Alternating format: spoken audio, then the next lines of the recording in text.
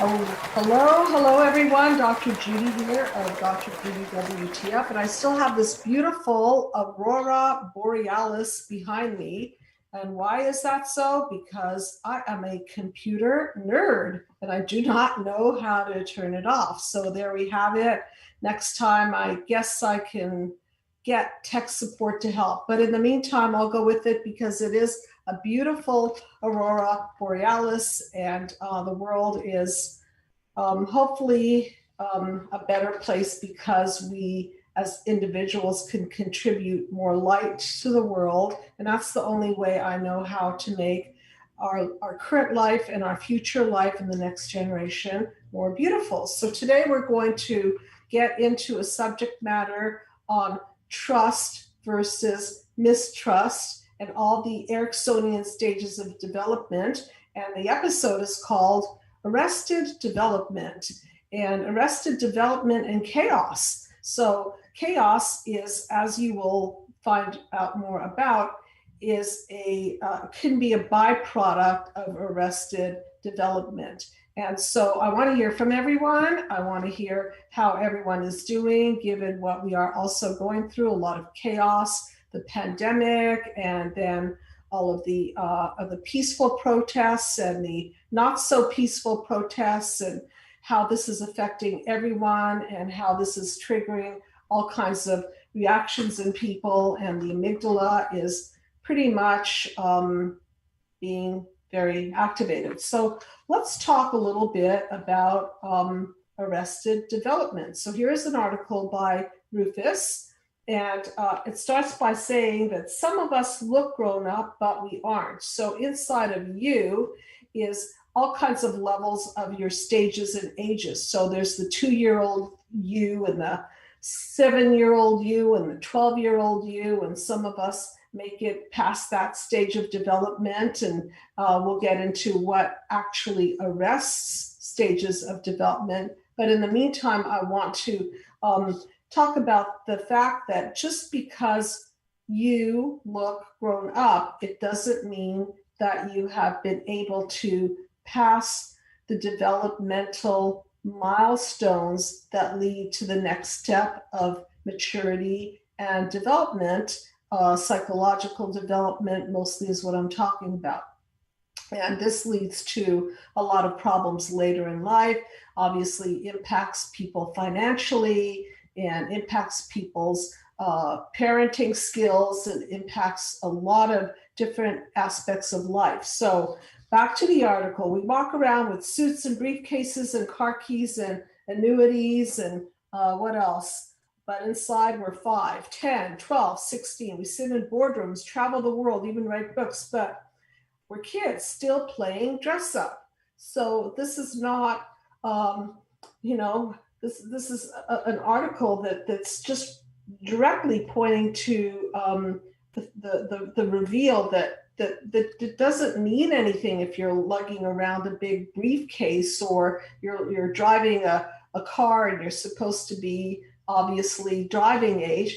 But then what about the internal development? And this is a call-in show, everyone. So please do call in. That number to call in to is, I think it's up there. I can't see it right now, but it is up there. So please look at the screen. 323-524-2599. Thank you so much. And I welcome your calls. I want to talk about ages and stages of development. And I want to start by going through the mind map, and then I'll talk a little bit more about Erickson and his stages of development that he describes. And so this is sort of like my developmental model right here in the form of a mind map. And it's a from, through, to model. So let's apply arrested development and psychological development in general to the mind map and see what happens here. So panel number 1 represents our childhood and what happens in that area. And if we are lucky enough to have parents that mirror us, parents that attune to us, parents that are there for us, if we're fortunate enough to be from an intact family, well, this will do a lot for moving us properly through the developmental stage of life. If we are not lucky enough to have the mirroring and the attunement and the safety and so far, if we are subject to childhood wounds such as neglect, physical abuse, emotional abuse, sexual abuse, smothering and controlling, then it will injure us and it'll block our psychological development. If you look at panel number 2, actually 1 and 2 and 3 represents the first few years of life. So there's the developmental model. We are born into a family. We're either supported by the light of that family or we're blocked in development by the shadows of treatment. And then we react to all of this. Our amygdalas become fight or flight or freeze or fawn mode. And we cannot escape our childhood. I like to refer to childhood as a hostage situation. And then what we do is we encode all of the injuries or all of our strengths, on the other hand, into panel number 3. And this encoding can go either way. And again, this is not either or, but this is usually our families give us both the darkness and the light. So this is, again, it's not either or. So you can see by panel 3, by now, we've encoded a lot of messages into the fiber of our being. Messages like you're good enough, or you're not good enough, or you're lovable, or you're not lovable, or the world is a safe place, or it isn't a safe place.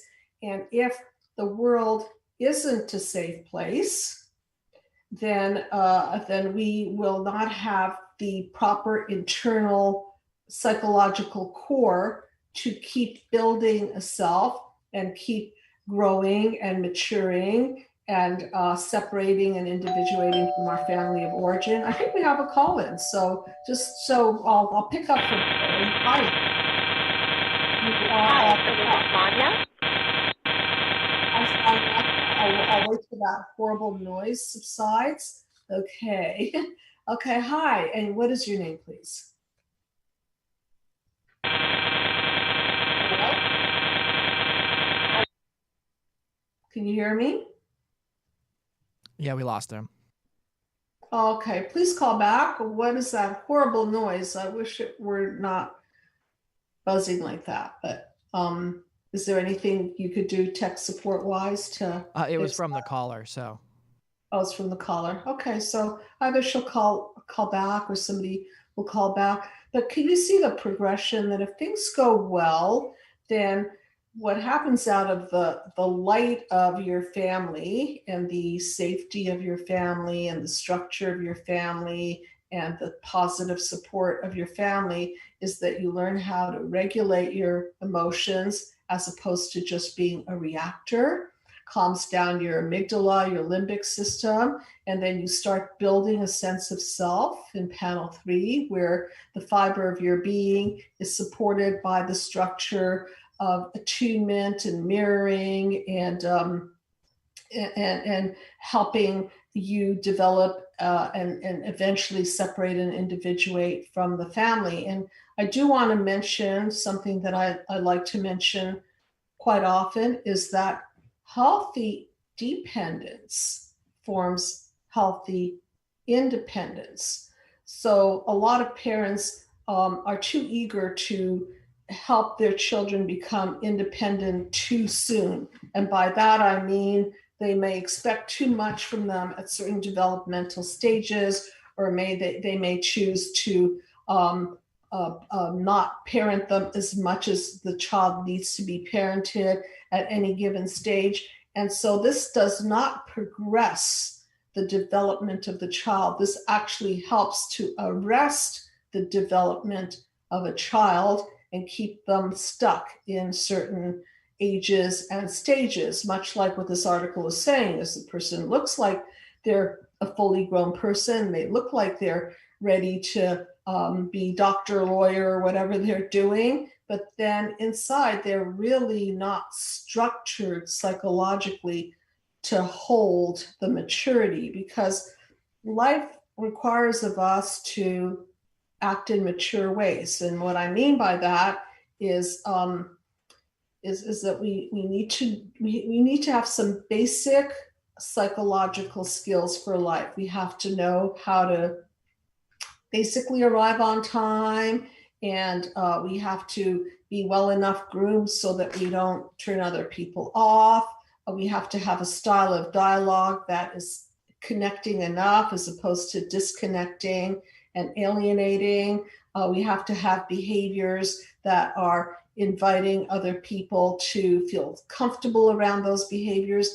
And if we don't have those general adult mature skills, then we're not going to be related to very well. We won't make particularly good parents and role models, and we won't be particularly skilled at being a partner, whether it be a business partner or friendship or a marital partner. And so you can see how important the foundational is to building a fully developed and fully mature person. So let's go on with this article. And they say that as a result of this arrested development, what happens is that we become flighty or scatterbrained or irresponsible or illogical or impatient, a lot of ims here, and we're immature. We are stuck in the past, not by choice, but because we have not had the support necessary to grow up. So why is that so? Because our traumas hold us back. And what kind of traumas hold us back? Like the ones I mentioned. If you're physically abused, if you're emotionally abused, if you're sexually abused, if you're neglected or controlled and smothered and not respected, well, obviously that's going to have a great impact on the way that you develop. I want to talk a little bit about arrested development and going to the root cause of this. And so you can see through the mind map's eyes that the root cause is directed back at the blueprint, which is always mom and dad and multi-generations. And by mom and dad, I mean primary caregivers. And if those people are not acting in a mature way, if they have arrested development, then they cannot help grow you and develop you. So that's problematic because children rely on their parents to help them mature. So here is an article on arrested psychological development. You may be younger than you look, psychologically speaking. So the article says the roots of arrested development are from the past traumas or disturbances in childhood. So this article and I concur there. Adolescence or teens family of origin, specifically to problems in the parent-child relationship and early childhood development, which, as you know, I talk a lot about narcissism and narcissistic injuries. And so when a parent puts their own needs before a child, then the child cannot feel like they are important enough and wanted enough and special enough. And this is going to take the development of the healthy development, and it will start to bend in another direction, in a more pathological direction. And out of that will lots of things can happen. The child can become identified with the parent and lack empathy, or the child might become so injured that they will do anything to hold on to toxic bonds and then end up in toxic relationships. So the outcomes are certainly different. And I do want to hear from you. I hope that the call-in line works and that it can connect to me and a conversation, because I think this is a very, very important topic. And in light of everything that is happening in the world, you could see that people who are not fully formed, people whose amygdalas are firing off, people who are in emotional reactivity are not necessarily acting out of a calm, logical, well thought out of place. And so that's why it's so important that people get the psychological nutrients, as I like to call it, so that they can be off to a really strong start. And if you didn't get those psychological nutrients and you're acting out or acting in, acting out is when you explode on others, acting in is when you do self-harm. If you're going in that direction or the other direction, there is still a lot of hope, because part of the work at the Psychological Healing Center is to take you through the stages of development and remove the obstacles and the psychological poisons that are keeping you stuck so that you can start to flow and develop. I love to see this happen. It's so beautiful for me to watch people who've been stuck in certain ages and stages, and then as they get the support and the mirroring and the attunement and the enlightened witness aspect of therapy, they can then start to think properly, as opposed to think with a cracked lens of perception, as I like to call it. And then when they start to think properly and their emotions are calmed down and supported, they can make better cognitive, better rational choices for themselves. Arrested development is being stuck at an emotional level of development, depending on the timing of the trauma. So think about developing, and then boom, you're hit with the trauma, something significant happens or something significant doesn't happen, and it paralyzes you. And then you're stuck there. And then you, as the other article says, you put on your big boy or big girl clothes and you go to your big boy and big girl job, but inside you're angry, you're acting like a brat, or you're spilling all of your childhood injuries onto the coworker or the employees. And this goes on, and I talk a lot about this. It's called projection, because when we're not psychologically calm and balanced, we tend to want to get rid of the pain. And a very, very common way to get rid of pain, which I see all the time in my practice, people telling me how much their parents or their siblings or their spouses project and vomit all their feelings all over them. And they don't understand why. They just plain, why is my mother talking to me like that? Or why is my husband treating me like that? Or why is my wife treating me like this? And very often it's because they don't have the maturity, they don't have the developmental process and the development. They're not in a good developmental stage to meet you in an adult place. Many years ago, there was a form of looking at the therapeutic system through the lens of transactional analysis.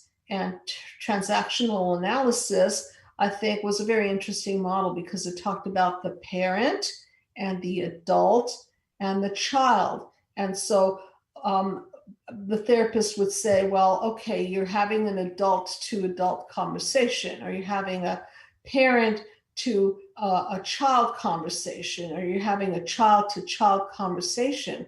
And so in a mature person, you're kind of able to switch roles. You can be a parent at the right time, and you can be a mature adult at the right time, and you can even be a playful, imaginative, inquisitive child at the right time. And sometimes it's just fun to regress to those places. I love to regress to those places, especially with my grandson or my animals or certain friends that I feel safe with. And that's not what I mean by immature. Okay, that's not what I call arrested development. It's just that some people can't get out of that place. So even though life requires for them to now be a parent or now be an adult, they're still living in that same zone. And that becomes problematic because that leads to a lot of chaos. And you can imagine you're looking at somebody, they look all grown up and they look very powerful. And some people are in their own power in their profession, but yet they don't know how to self-reflect. They don't know how to self-correct. They don't know how to have peaceful conversations. They don't know how to empathize with another human being. And these are all signs of development gone right. When you have empathy, communication skills, when you can put your feelings aside for another human being, that's where the two people can meet and interconnect and exchange and grow. And so arrested development, instead of creating growth, creates chaos, defenses, and breakdowns. So if you look at panel number 4, 5, 6, you can see that panel 4 is a metaphor for the chaos, and those DNA strands that are unraveling are metaphors for a system that is busted, a family system that's busted, a societal system that's busted. And people are, as you can see in the diagram, hurling off into space. And so what are they supposed to do? So they curl up in a little ball. Panel number 5, they become defensive, and then they lock themselves into psychological prison. And that would be defense mechanisms. And then they are arrested in this psychological prison. They don't want to go out because it's not safe. So they may be stuck in there. They may be stuck in certain defense mechanisms like using drugs, alcohol, which is a drug also. They may be overeating in that little psychological prison. They may be isolating from other people. They may be watching porn or playing on their computer. And there are all kinds of ways. It's just that when we don't allow for any of the light to come in, we can't grow. It's impossible to grow. So if you're in your ism and you're locked down and you don't start taking a look at how you got there, which is the cause. Okay, we're going back to the cause again, and why you're in your ism, and what else you can do to allow your boundaries to be flexible enough. Let's talk about boundaries for a minute and development, because you can't develop a healthy self if you've been violated. So if you've been violated, whether it be sexually or physically or any which way, then you're going to wall yourself up and you don't want to let anything in. But this doesn't work in the long run, because what happens out of that is that people won't let the good in either. It works both ways. So the good can't come in. Great, the bad can't come in, but then the good can't come in either. And then we get stuck and we're arrested in our development. So please call in. I want to hear from you. I want to hear from the people who know where they're stuck and why they're stuck, or maybe you don't know why you're stuck and where you're stuck, and we can find out a little bit more about that and mind map it. And certainly people who want to learn more can get a free copy of my book, my PDF copy, and I'm very happy to take the call. So hi, what is your name, please? My name is Manya. Hi, Manya. How are you? We've talked before, have we not? Yes, we have. It's just a very different topic tonight, and I really felt to call in. Thank you. Appreciate you calling in. And how do you relate to the topic of arrested development and chaos? Well, I feel like I'm in a very chaotic point in my life. My fiancé, well, we were engaged a very long time, almost 20 years, but he passed away 3 weeks ago. Oh my God, and I'm so sorry. I know, and it's just been, I have never, I mean, my mother passed away a year ago of the same illness that he died of, in the same hospital, on the same floor.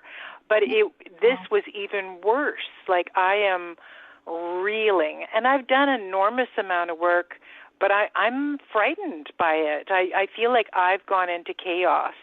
And I came from a very chaotic childhood, but I've done an enormous amount of work. I've been extremely motivated since I was a child. I basically lived in the library, you know, reading books on all of these kind of existential subjects and therapeutic subjects. But this one, it just has thrown me back to the point I feel like, have I really done any work at all? He was a beautiful soul, but like my mother, he was a compulsive eater, and they both became diabetic and died of you know, those horrendous diabetic-related, deaths from obesity and heart condition, everything that comes from it, eh? Well, that's a different kind of chaos, is it not? As you know, the mind. It's a different kind. I'm more self-controlled. Like I think I have slightly more rigid boundaries than what's healthy, and more controlling. Especially since he's died, I just find myself trying to control everything because I feel everything is so out of control in me. Right, and to go back to your original question, which I think was something like, does that mean that I really haven't done the work? You know, I'm a woman who does all this Yeah. for myself.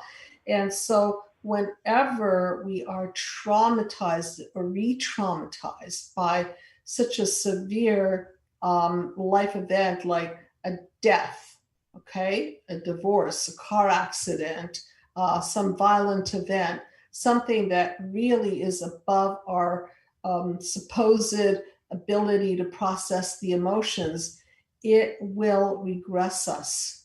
Everyone regresses to an earlier stage of development. And that doesn't mean that you haven't done the work, because you've already shown that you have surpassed those milestones.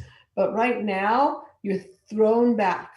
You told, like, literally your emotions are thrown back, because it's natural that when we're hurt, we want to go back to the womb. We want to go back to our mommy, daddy, protect us. And your mother's deceased. Is your father around?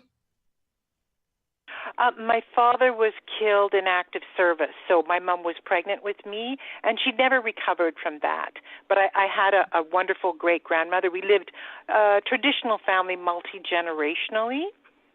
You're from Canada, aren't you? So I am.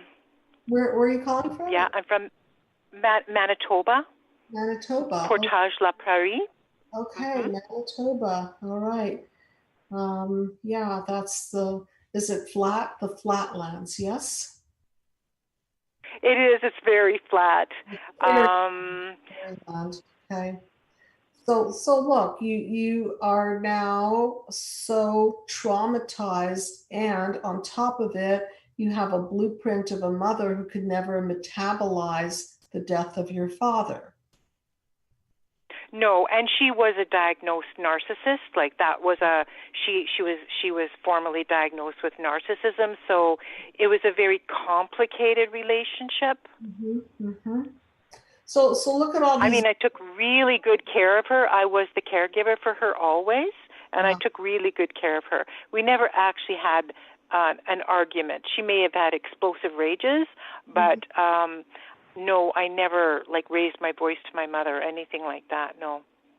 So look, you've been the caregiver. You had a narcissistic mother. Your father died early, and so look at your blueprint. You didn't have a structure or a foundation of mirroring and attunement and support and so on. And the fact that you've done so much work on yourself shows, because you're able to contain your feelings and act in mature ways when you need to. And sometimes you may contain your feelings too well and then implode, which is why you have to continue to do the work. And so this death cannot do anything but have a huge impact on you and hurl you back into that earlier stage, emotional stage. But I'm reminding you that doesn't mean that you're going to be stuck there, okay? Because you've already flowed through that. Understood? Good. Yeah. Good. Because that's been my concern, that I'm stuck here for good. Yep. Because I really don't feel functional. I just don't. I mean, I push myself. Come on, You're grieving. And I don't know if you had a chance. Oh, I'm so grieving. Of course you're grieving. And I don't know if you had a chance to grieve your father. Maybe you were too young. I don't even know if you had a chance to grieve your mother. And not only grieve your mother, but grieve the mother that you never had, because she doesn't sound like she was very motherly. Okay, so you call. No, she wasn't at all. She was like a rebellious teenager.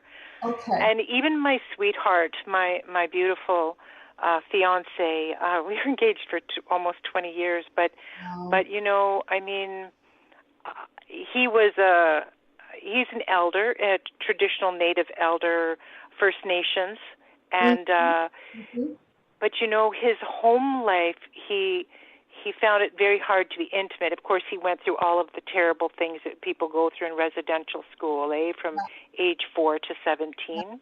Yep. Okay. And I had, remember, I'm now blanking on the name, but I did a show on, I hope I pronounce it correctly, the Ojibwa. He was an Ojibwe elder, yes. Thank you, Ojibwe elder. Okay. And so now that we're so conscious of racism and so on, and all of our isms, that part of what arrests us as human beings is that when we're not supported in our being, okay, when we're not supported for who we are, whatever race we may be, if we don't feel supported by that, that can leave us with a huge cultural injury. So speaking of arrested development, we must take cultural issues into consideration, because they too are wounding, and they too arrest our development and block us from manifesting the best of our best.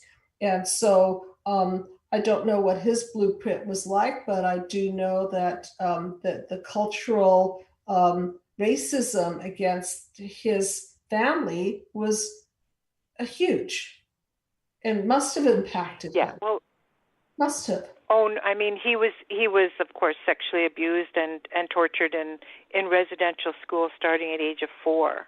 He had scars all over his body from, you know, the electrocutions and things they did for the little kids who wet their bed. They tortured them, because he was only 4 when he went there, so he started wetting his bed. So that's what they did. When they would wet, they would electrocute them, right? Oh, they had wires God.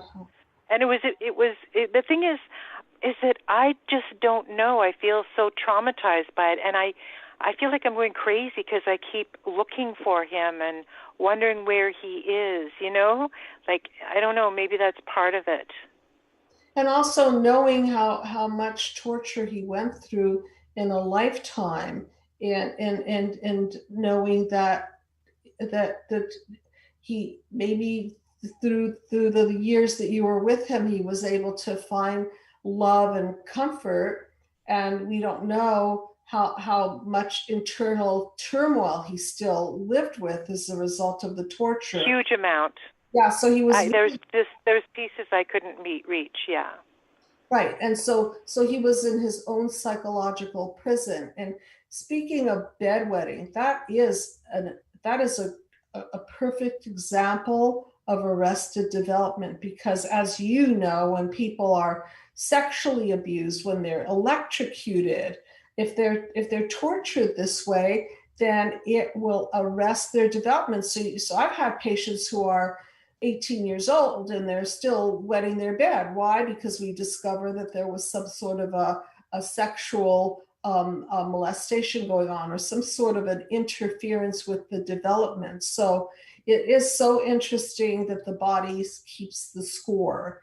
And so I tend to look at things from a developmental point of view, and I tend to look at things from a kind of like a psychological detective point of view, so that when I'm seeing a lot of symptoms, and I like to connect the dots back to what happened to you, who did this to you, where did you get stuck, where did you freeze over? Okay, and these are examples of arrested development. Now, are you arrested development? Probably you're traumatized by your fiance's death and still reeling from an incomplete relationship with your mother where you were the giver and she was the taker, that narcissistic dynamic. I suggest, if you haven't already, please listen to that YouTube episode I created called The Herder Can't Be the Healer. That's a good one. Yeah, absolutely. I've listened to it like 3 times. It's very powerful. Okay. And I've done the Mind Map series, and it was a game changer for me. I bought the video. Okay. All right. And thank you for that. Changed my life. I'm much better than I was, but I'm much worse also, just because I just feel that I've been catapulted. And I see the arrested development. I've always felt it in me, but I work on it. But with my beloved, him going into the hospital, even as a grown man, Yes. He immediately became terrified, and he couldn't speak up like to the doctors when they would do things that necessarily weren't helpful. Sure. He got discharged during COVID. I got COVID, but he got discharged so that he would, when he was supposed to be getting a dialysis port, and they discharged him. Didn't you call in right after? Pardon me? Didn't you call me while you were recovering from COVID? I did, and he was alive and well then. Yeah. Thank God. Are you okay? You know what? I don't know why I never got my energy back, but it knocked the fluff out of me. Yeah. Okay. I got my breathing back. That took quite a while, but my energy levels are so low even before he passed. It's only been almost 3 weeks since he died, eh? Well, listen, this is going to mess with your autoimmune system. You've already been compromised, and so now when we experience severe loss, again, we're compromised. Our bodies have reactions to this. But that's not what I call arrested development. Arrested development is where you're just stuck and you don't grow and you act immature in the sense that you don't assume responsibility, and you act in a way where you're not able to self-reflect and self-correct. So you're constantly projecting, constantly destroying, constantly demeaning, whether it's demeaning people or property or breaking relationships. And so these are signs, cues that the development didn't go very well at all. In your case, look, you're still grieving. And there's one other episode that I want you to watch called Grieving the Parent You Never Had. So what I mean by that, I'll find it. Yeah, please find it. For those of you who want to know more about why I created it, is because a lot of people will call their mother mom or their father dad. It's just that the mother and the father didn't act like parents, and they shifted the system 180 degrees. So when they pass, you're grieving the mother, but then listen to the video. I define what a mother is, okay? And these people who acted injured, narcissistic, self-serving, were not acting like parents. So even that you're grieving a mother that you didn't really have. So I love you to watch that video because you'll understand. So I definitely will. But yeah. I think someplace I am like arrested is I've been in the same relationships with the same people since I was 4 years old, okay. Both male and female chums, mm-hmm. And so 54 years I've been in the same relationships. But I kind of am beginning to notice for the first time is that they're all kind of takers, and I don't really know like how to change that. But it's not now. I kind of hit a bottom with this, and yet nobody calls, even when I ask them, please call me once in a while and just to talk to me because I'm really grieving. But they don't do it. Like they just don't keep their word with me and stuff, my friends. So this is a very difficult juncture because as we grow, and as you know, doing the mind map and the video, you're growing and you can see now more the narcissism of people. You're recognizing empathy and lack thereof, and yet you have a history with these people, you have a friendship with these people, especially now, and I don't recommend that you particularly break off old friendships. Now would not be a good time unless they're just horrible people. It's just that— No, they're not. This is one of the downsides to doing the work and evolving, is the more that we evolve, the more we'll notice other people's lack of development and lack of skills and lack of empathy in particular, and it hurts, and it leaves the person growing feeling rather isolated. So that's why it's so important to surround yourself with people who are also on a growth path. It's very, very important. So if you're in an arrested developmental stage and you're acting out or acting in, and people have said, oh my God, you're just a chaotic mess. You're so immature. Get your act together. Why are you always so late? How come you can't keep a job? How come you oversleep to all your, these are indicators, okay? They're just some indicators. There are many others, of course. But if you find yourself in that spot, then understand that you are not the cause of part one of your life. However, you're the cause of part two of your life. And this is where you can jump in and start identifying these wounds of childhood that kept you stuck. And instead of being good old pals with your inner child that's keeping you from getting a job or from getting you a relationship, you could just have a little talk with your inner child and say, you know what? You are keeping me too stuck. I just can't entertain you. I'm moving on. I'm moving ahead. And that's where you start seeking help. And that's where you start developing. But in this case, I definitely wouldn't be too worried that you're an arrested development type person. Well, I feel really much better about that because I've been really scared thinking that I'm never going to recover, that I really hadn't gotten anywhere because I'm usually like a person to be like a half an hour before work, a half an hour before appointments, and people are even telling me, like, within days of his death, they were, one particular girlfriend of 54 years was saying, you already told that story. Don't tell me that story again. Like, because I guess I'd already told her the story about, what happened when he passed away, Well, you have to tell it over and over because that's how we complete things. Remember what the Freud, especially with grieving, sometimes you have to tell your grief story many times over. And that's why certain cultures, certain religions have ceremonies and support systems and days where they gather as families. And, nobody says, oh, I already heard about that. Oh, yeah, I heard how sick he was. Yeah, I heard about that. So, nobody does that. They just shut up and know that the person has to say it over and over and over. And that a lot of people are going to have to just sit and listen and empathize. And this is your time. This is your time to say it over and over and over if you need to. Okay? And hopefully to people who can attune to you and mirror you, because that's how we jump the program ahead. So remember, what is arrested development and chaos is that you don't have a foundational. Why don't you have a foundational? Because you don't have a blueprint.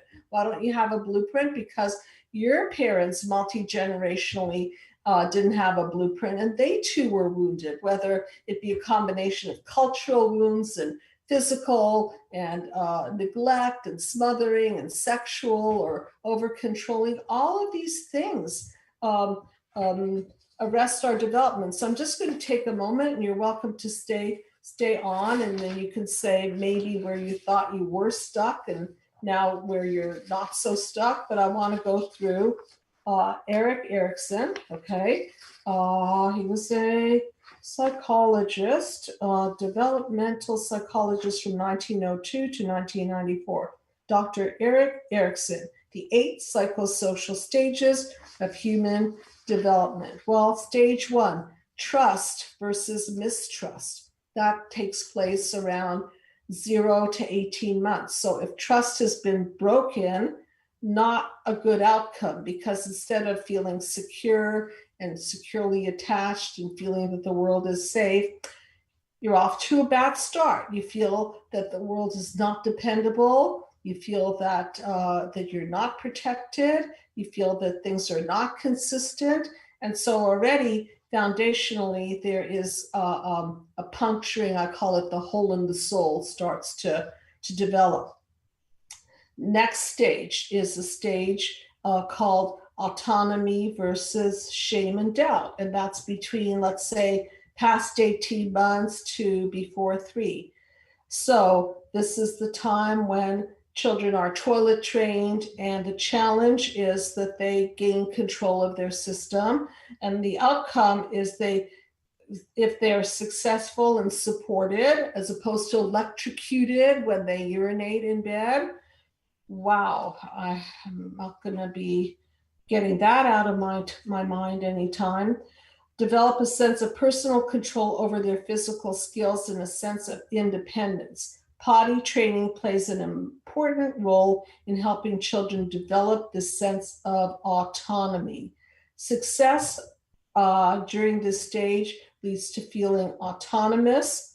Failure results in feelings of shame and doubt. So imagine what your fiance felt as a result of not being able to control his bladder and being shamed for not being able to control his bladder and being electrocuted. This is beyond. Stage 3, preschoolers, 3 to 5 years. There's a sense of exploration. If you don't pass through this stage of initiative versus guilt, going out, taking initiative, then what's supposed to happen is in a successful developmental process, you begin asserting control and power over the environment. And if they don't pass this, it results in a sense of guilt as opposed to a sense of purpose. Then the next stage, 6 to 11, industry versus inferiority. So now the child is in school, and the outcome is supposed to be new social and academic skill development, and these demands are supposed to be enough to not overwhelm, but not too little so that they don't develop skills.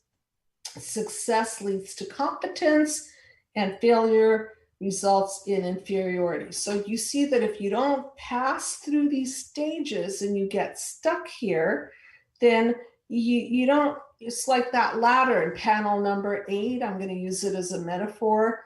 You're evolving up the ladder of development, and instead of arrested development, you're climbing. Why do you climb? Because you get support.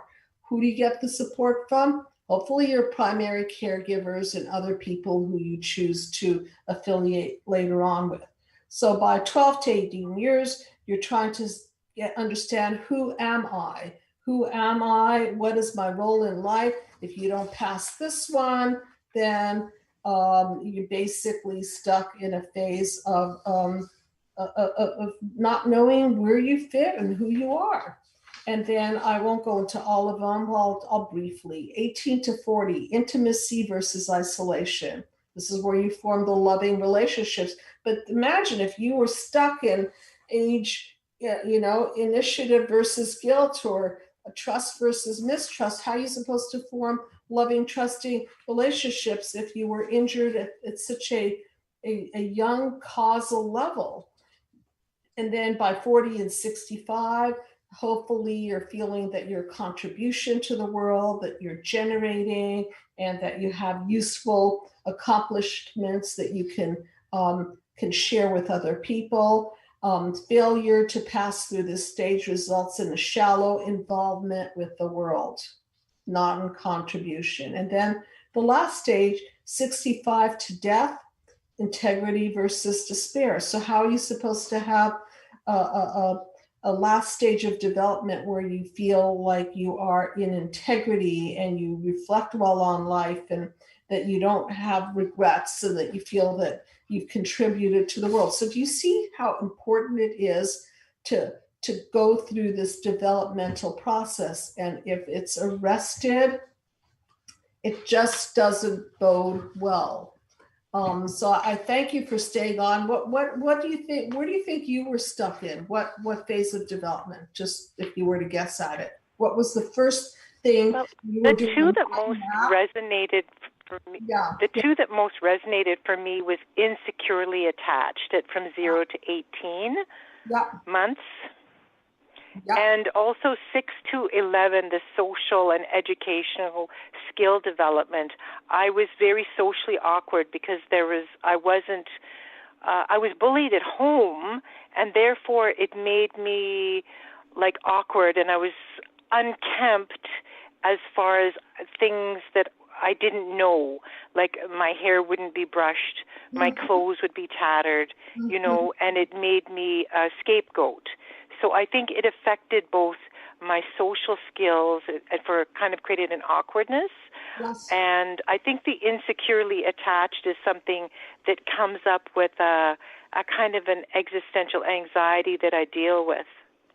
So your mother didn't even have the emotional maturity, because she was arrested in her development, to put her daughter together in a neat, clean way where she was presented. No. Cool. No, not at all. No. Okay, so what's it supposed to do to your self-esteem, right? And I was just having this conversation with one of my patients today about ADD, and one of the ways that I look at ADD and the inability to concentrate, let's say in school, is that when you're busy licking your emotional wounds and you're busy feeling low self-esteem and wondering if other children like you and so on, and worrying about your clothes or your presentation, it's really hard to concentrate. It's impossible to concentrate. Yeah, it really is. And I wasn't so much even self-conscious about the clothes or whatever. I didn't know why. I didn't know why they were bullying me, but it was quite constant. And I think I was one of the only Aboriginal kids. I was a mixed blood, but obviously Aboriginal in a white school. And that in itself made for a sense of people maybe treating me less than human. Yes. Yeah, and for your mother to not buffer you against this, I don't know if she couldn't buffer you, and just sounds like she... No, she was very sadistic. In her narcissism, she leaned heavily towards a kind of a very disturbing sadism, Well, obviously you had nothing but a not good start, okay? And for you to have grabbed onto healing and the mind map and going through the video of the mind map, which is not an easy process, by the way. You can do it alone. No, it isn't. It's best to get some support around it if you can. And you have a beautiful team of people who can help with the support around that. But it's not an easy process, because you've got to go back to those childhood wounds, and that's not fun. And then you've got to break down and understand what those negative core beliefs are. And that's appalling to know that you've been living with these feelings of not lovable and not mattering and not feeling like you're important enough and so on and so forth. And the list goes on.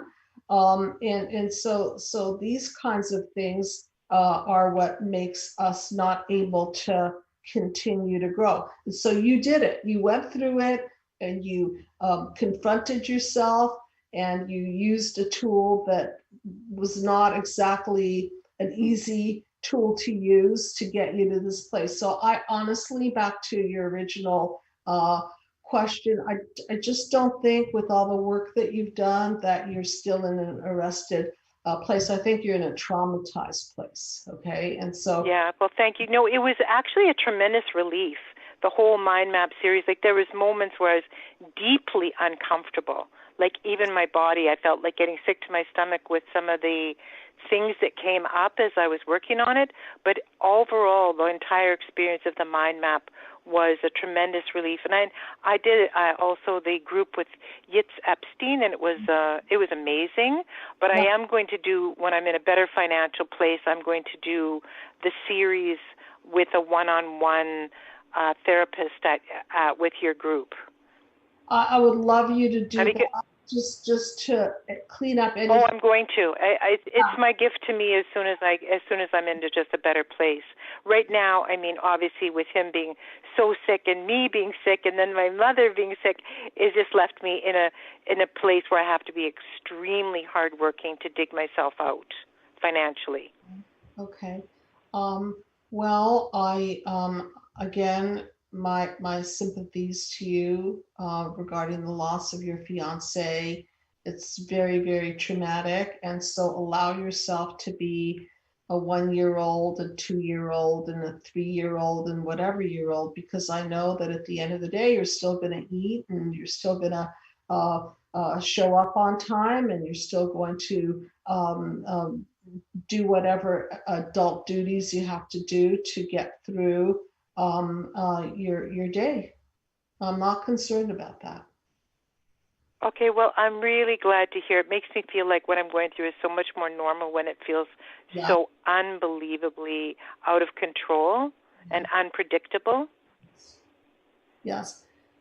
So I'm so glad to hear from you again. I'm so sorry that you're going through this, and you've been through so much. You survived COVID. Wow. Okay. Yeah, I got to say it's the sickest I ever felt in my life, and it was terrifying. I didn't to not get my breath, but yeah, I mean, there's so many things that we can look on the other side of it and say, I don't know how I got through that. I mean, that's the sickest I've ever been. It was horrible. Yeah. Well, thank you for reminding everyone to please wear a mask and be extra. Be careful. Do everything you can. Watch your nutrition. Do everything, because you don't want to go through that. No. So thank you so much, and I'm gonna take a minute to Shrink a Tune by Hall & Oates, and I'm sure I'll hear from you. Okay, and thank you for walking me through the did you call it Erickson? That was very good. Oh, very helpful. Dr. Thank you, everybody. Yeah, good night. Yeah, that was really helpful. Contribution. Okay, so just for the last couple of minutes here, I'm going to Shrink a Tune by Hall & Oates, an old one. Crazy Eyes lyrics. Pardon the crazy way I behave and the things I say, because if I'm acting kind of strange, I'm looking through crazy eyes. I look at that as the cracked lens of perception. Everything's all right. Oh, I'm just looking at you through crazy eyes tonight, because if I'm acting kind of strange, I'm looking through crazy eyes. Everything seems to have changed. I don't even know my name. I wish I could place the blame on someone, but there's no one. Everything's all right. And then the crazy eyes, because I'm acting kind of strange. Everything's all right. There's a lot of redundancy about this song. I picked it because of the cracked lens of perception. And when things are not right, we tend to look through our lens through crazy eyes. And when our childhood injuries crack our lens of perception, it arrests our development, and then we go crazy because we're not supported and we're not mirrored and attuned to, and then we resort to age 2-year-old behavior and 3 and 5 and all kinds of acting in and acting out and projecting on other people and self-harm, and we still have opportunity to go through the healing of those arrested stages of development, and you don't have to be stuck there. So thank you so much, everyone, for listening, and I will see you next week. Good night, everyone.